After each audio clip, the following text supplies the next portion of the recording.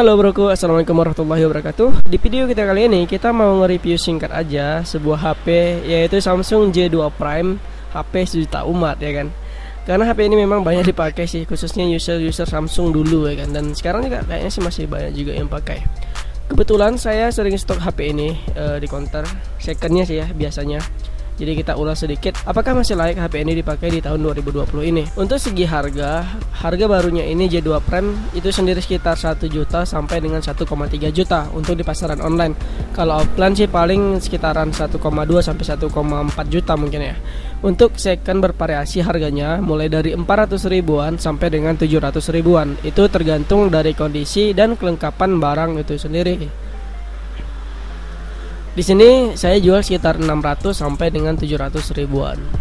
Untuk info spek singkatnya, HP ini berbekal RAM 1,5 GB dengan storage internalnya itu 8 GB. Bagian kamera belakangnya 8 megapiksel dan kamera depannya 5 megapiksel.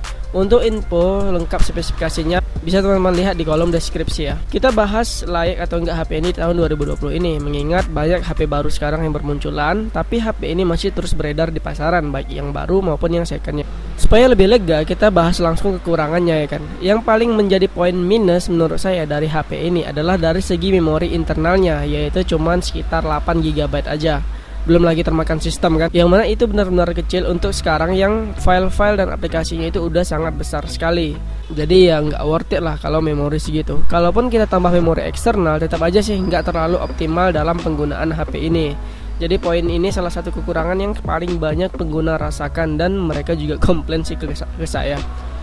Jadi mereka sering ngeluh masalah memori yang cepat penuh. Jadi paling mereka install 3 sampai 4 aplikasi itu udah penuh gitu, ada pemberitahuan di HP-nya kalau memori mereka udah kepenuhan. Jadi kalau kita tambah memori eksternal yang nggak terlalu berdampak signifikan karena agak sulit untuk settingannya. Kemudian kedua adalah dari segi baterai. Baterainya ini masih removable alias masih bisa dibongkar pasang, dan dayanya sendiri itu sekitar 2600 mAh yang jadi kekurangan selanjutnya dari HP ini. Jadi pastinya dengan kapasitas segitu kita harus ngecas berkali-kali HP ini dalam seharian kalau kita sering gunain HP ini. Tapi bisalah diakali dengan stok baterai cadang. Jadi kita bisa dengan mudah mengganti baterai HP ini. Jadi bisa lah kita stok sekitar 1-3 baterai mungkin di dalam tas kita. Paling itu aja sih untuk menjadi kekurangannya. Kalau masalah kamera sih oke-oke aja ya, nggak bagus-bagus juga dan nggak jelek-jelek juga. Masih bisa kita gunakan untuk sekedar dokumentasi dan upload di sosmed. Walaupun kita nggak bisa berharap bisa gunain fitur-fitur kekinian HP zaman sekarang. Untuk desainnya sih masih oke aja, walaupun jadul desain HP ini punya khas tersendiri dan banyak yang bilang suka dengan HP ini. Simple dan pas gitu desainnya, khas Samsung dulu.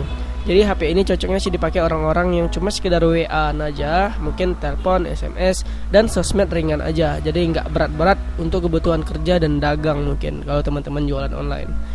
Itu aja sih untuk pembahasannya HP J2 Prime ini, HP sejuta umat, dan ini juga punya kenangan mungkin untuk banyak orang. Teman-teman boleh komen untuk yang pernah pakai HP ini dan tanggapannya mengenai HP ini, gimana kenangan bersama HP ini, dan apa mungkin masih pakai sampai sekarang. Oke, sekian dari saya Rajin AM, semoga bermanfaat dan sampai jumpa di video kita berikutnya. Bye bye broku, bye bye. Assalamualaikum warahmatullahi wabarakatuh.